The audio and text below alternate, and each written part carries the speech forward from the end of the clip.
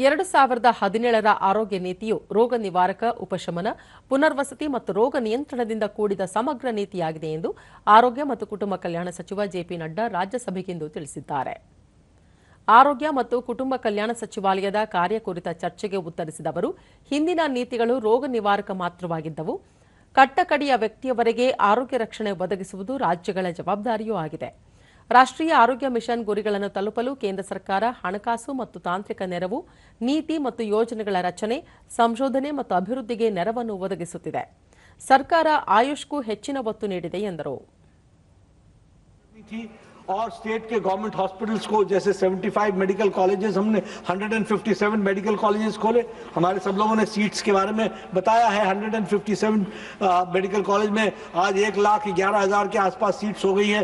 और अभी प्रधानमंत्री मोदी जी के नेतृत्व में 75,000 मेडिकल सीट्स और होंगी. This year itself, in 24-25, we have increased the medical seats to 14,000 seats have been increased. ये 75,000 seats हम 5 साल के अंदर increase करेंगे. और मेडिकल और इसी के तरीके साथ साथ 75 सुपर स्पेशलिटी ब्लॉक्स भी हमने खोले हैं और हैंड होल्डिंग की है. एक तरीके से उसको हमने आगे बढ़ाने का प्रयास किया है. ಬೀದರ್, ಕಲಬುರಗಿ ಸೇರಿದಂತೆ ಕಲ್ಯಾಣ ಕರ್ನಾಟಕದಿಂದ ರಾಜಧಾನಿ ಬೆಂಗಳೂರಿನವರೆಗೆ ನೇರ ಸಂಪರ್ಕ ಸುಧಾರಿಸುವ ಕುರಿತು ಪರಿಶೀಲಿಸಲಾಗುವುದು ಎಂದು ಭೂ ಸಾರಿಗೆ ಹಾಗೂ ಹೆದ್ದಾರಿ ಸಚಿವ ನಿತಿನ್ ಗಡ್ಕರಿ ಸದನಕ್ಕೆ ತಿಳಿಸಿದ್ದಾರೆ. ಸೂರತ್ನಿಂದ ಬೆಂಗಳೂರು ಮಾರ್ಗವಾಗಿ ಕನ್ಯಾಕುಮಾರಿಗೆ ಎಕ್ಸ್‌ಪ್ರೆಸ್ ವೇ ನಿರ್ಮಾಣ ಪ್ರಕ್ರಿಯೆ ಆರಂಭವಾಗಿದೆ. ಕರ್ನಾಟಕದಲ್ಲಿ ಭೂಸ್ವಾಧೀನ ಮತ್ತು ಪರಿಸರ ಇಲಾಖೆಗೆ ಸಂಬಂಧಿಸಿದ ವಿಷಯಗಳಿಂದ ಹೆದ್ದಾರಿಗಳ ನಿರ್ಮಾಣಕ್ಕೆ ಅಡ್ಡಿ ಉಂಟಾಗುತ್ತಿದೆ. ಶಿರಾಡಿ ಘಾಟ್ನಲ್ಲಿ ಪರಿಸರ ಇಲಾಖೆಯ ಅನುಮತಿ ವಿಳಂಬವಾಗಿರುವುದರಿಂದ ಇಲ್ಲಿಯೂ ಕಾಮಗಾರಿ ವಿಳಂಬವಾಗಿದೆ ಎಂದರು. ಪ್ರಸಕ್ತ ಅಧಿವೇಶನ ಮುಗಿಯುತ್ತಿದ್ದಂತೆ ಹೊಸ ಟೋಲ್ ನೀತಿಯನ್ನು ಜಾರಿಗೆ ತರಲಾಗುವುದು. ಭೂಕುಸಿತ ಉಂಟಾಗುವ ಪ್ರದೇಶಗಳಲ್ಲಿ ಹೆದ್ದಾರಿಗಳ ಉತ್ತಮ ಗುಣಮಟ್ಟಕ್ಕೆ ಆದ್ಯತೆ ನೀಡಲಾಗುತ್ತಿದೆ ಎಂದರು. The road, the bridges, the tunnel, we are making immense tunnel in Dibrugarh under the Brahmaputra costing 12,000 crore. It is already in the process for sanctioning. So it's totally going to change the total scenario of highway network in Assam, and there will be more investment, more jobs, more creation of wealth and progress and development for Assam. Under leadership of Prime Minister Modi ji, we have given highest priority for the development of infrastructure, in particular in the northeast area, and we are taking it very seriously.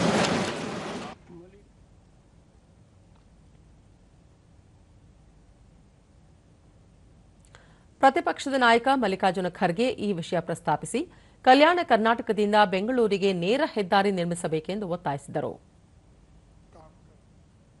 और दूसरी चीज ये भी है कि जब उनको पहले पावर था,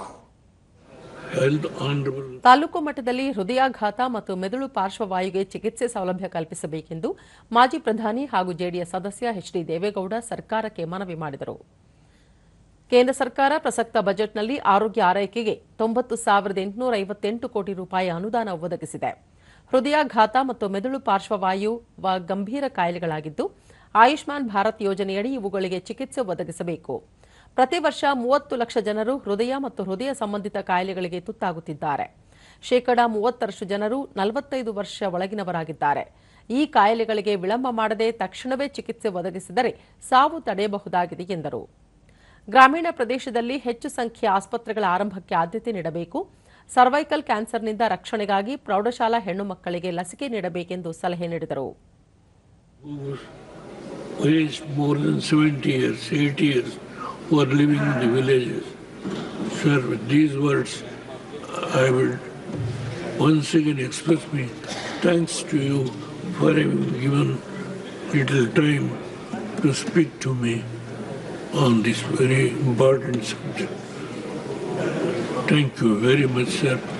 Thanks to the Honorable, the leader, Honorable Health Minister, who might have taken note of some of the suggestions I have made.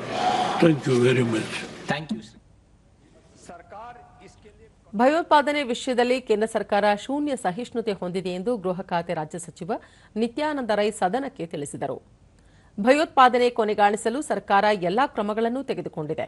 ಇದರ ಫಲವಾಗಿ ಭಯೋತ್ಪಾದಕ ಚಟುವಟಿಕೆಗಳಲ್ಲಿ ಶೇಕಡಾ 71ರಷ್ಟು ಇಳಿಕೆಯಾಗಿದೆ. ಈ ಹಿಂದೆ ಭಯೋತ್ಪಾದಕರನ್ನು ವೈಭವೀಕರಿಸಲಾಗುತ್ತಿತ್ತು, ಒಳ್ಳೆಯ ಆಹಾರವನ್ನು ಒದಗಿಸಲಾಗುತ್ತಿತ್ತು. ಆದರೆ ಈಗ ಪ್ರಧಾನಿ ನರೇಂದ್ರ ಮೋದಿ ಅವರು ಭಯೋತ್ಪಾದನೆ ಬಗ್ಗೆ ಶೂನ್ಯ ಸಹಿಷ್ಣುತೆ ಹೊಂದಿರುವುದರಿಂದ ಭಯೋತ್ಪಾದಕ ಚಟುವಟಿಕೆಗಳು ಶೂನ್ಯಕ್ಕೆ ಇಳಿದಿವೆ. ಭಯೋತ್ಪಾದಕರು ಇದೀಗ ಜೈಲಿಗೆ ಹೋಗುವುದು ಅನಿವಾರ್ಯವಾಗುತ್ತದೆ ಎಂದರು. मल्टी एजेंसी सेंटर को पुनर्गठित किया गया है, जो 24/7 आधार पर खुफिया जानकारी एकत्रित व साझा करने की क्षमता जिससे बढ़ी है। राज्यों में विशेष बलों का गठन किया गया है। राष्ट्रीय सुरक्षा बलों की तैनाती यानी सशस्त्र पुलिस बलों और राष्ट्रीय सुरक्षा गार्ड्स NSG की तैनाती हुई है।